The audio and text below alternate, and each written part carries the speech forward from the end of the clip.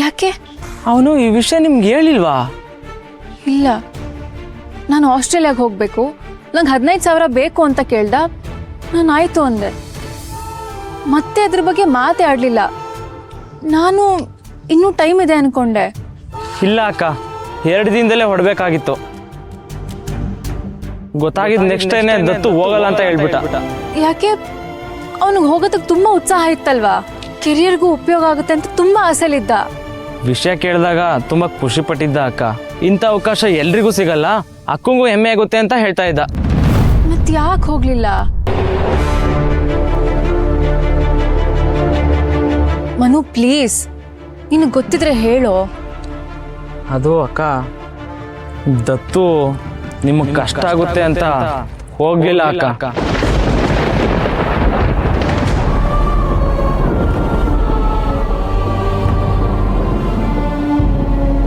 ನನೀಗ? ಹೌದು ಅಕ್ಕ, ನಾನು ಕೇಳಿದಕ್ಕೆ ನೀವೇ ದುಡ್ಡು ಅರೇಂಜ್ ಮಾಡಬೇಕು, ನಿಮ್ಗೆ ಹುಡುಗನ ಹುಡುಕ್ತಾ ಇದ್ದಾರೆ, ಅದಕ್ಕೆ ಬೇರೆ ಪ್ರೆಗ್ನೆಂಟು.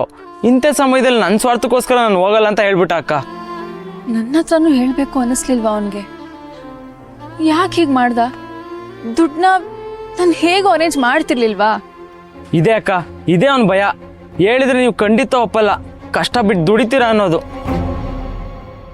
ಮಿಡಲ್ ಕ್ಲಾಸ್ ಹುಡುಗರು ಜೀವನನೇ ಇಷ್ಟಲ್ವ ಅಕ್ಕ, ಆಸೆ ಪಟ್ಟಿದ್ದೆಲ್ಲ ಸಿಗಲ್ಲ, ಇಂಥ ಸ್ಯಾಕ್ರಿಫೈಸ್ ಮಾಡಬೇಕಾಗುತ್ತೆ. ಇದೆಲ್ಲ ಯಾಕೆ ಮಾಡ್ತಿದ್ಯಾ? ಯಾವ್ದೆಲ್ಲ? ಜಿಲೇಬಿನ ಜಾಸ್ತಿ ಮಾಡಿ ಮಾರಕ್ಕಷ್ಟೇ ನಿಂಗೇನಿದೆ? ಏನಾದರೂ ಪ್ರಾಬ್ಲಮ್ ಇದೆಯಾ?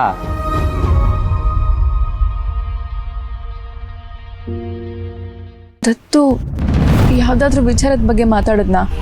ಮನೆ ಕಷ್ಟ ಅವನಿಗೇನಾದ್ರೂ ಗೊತ್ತಿದೆ ಅಂತ ಹೇಳದ್ನ? ಹೇಳಿನೇ ಎಲ್ಲ ಗೊತ್ತಾಗಬೇಕು ಅಂತ ಏನಿಲ್ವಲ್ಲ ಅಕ್ಕ.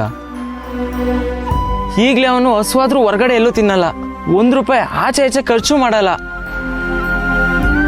ಹಾಗಿದ್ದವನು ಆಸ್ಟ್ರೇಲಿಯಾಗೆ ಹೋಗಕ್ಕೆ ಹಿಂದೆ ಮುಂದೆ ನೋಡೋದ್ರಲ್ಲಿ ಏನು ಆಶ್ಚರ್ಯ ಇದೆ? ನೀನಾದ್ರೂ ಹೇಳ್ಬಾರ್ದಿತ್ತ ಮನು? ದತ್ತು ಹೇಳೋದಕ್ಕೆ ಬಿಡ್ಲಿಲ್ಲ ಅಕ್ಕ. ನಿಮ್ಮ ಹತ್ರ ಹೇಳು ಅಂತ 1000 ಸಲ ದತ್ತುಗೆ ಹೇಳಿದೆ. ಅಕ್ಕನ ಕಷ್ಟಕ್ಕೆ ದುಡಿ ನಾನು ಆಸ್ಟ್ರೇಲಿಯಾಗೆ ಹೋಗಲ್ಲ ಅಂತ ಸ್ಟ್ರಿಕ್ಟ್ ಆಗಿ ಹೇಳ್ಬಿಟ್ಟ.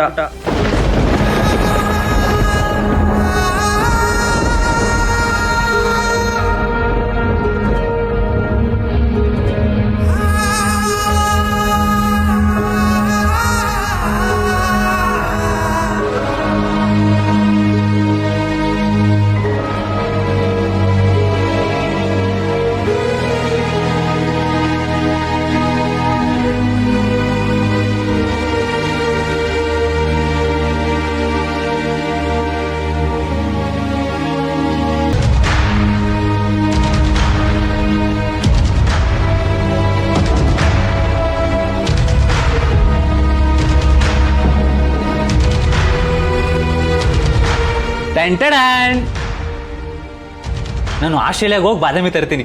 ಅದನ್ ತರಕ್ಕೆ ಯಾರು ಅಲ್ಲಿವರೆಗೂ ಹೋಗ್ತಾರೆ? ನಾನು ಏನೇನೋ ಹೇಳಿ ಮಾತು ಬದಲಾಯಿಸ್ತಿದ್ಯಾ? ಇಲ್ಲ ಅಕ್ಕ, ನಾನು ನಿಜವಾಗ್ಲೂ ಆಸ್ಟ್ರೇಲಿಯಾ ಹೋಗ್ತಾ ಇದ್ದೀನಿ. ಆಸ್ಟ್ರೇಲಿಯಾ ಹೋಗೋದು, ಅಲ್ಲಿ ಯೂನಿವರ್ಸಿಟಿಲಿ ಓದೋದು, ಅದು ತುಂಬಾ ದೊಡ್ಡ ಜವಾಬ್ದಾರಿ ಅಕ್ಕ. ನಮ್ಮ ಕಾಲೇಜ್ನ ಬೇರೆ ದೇಶದಲ್ಲಿ ರೆಪ್ರೆಸೆಂಟ್ ಮಾಡ್ದಾಗೆ.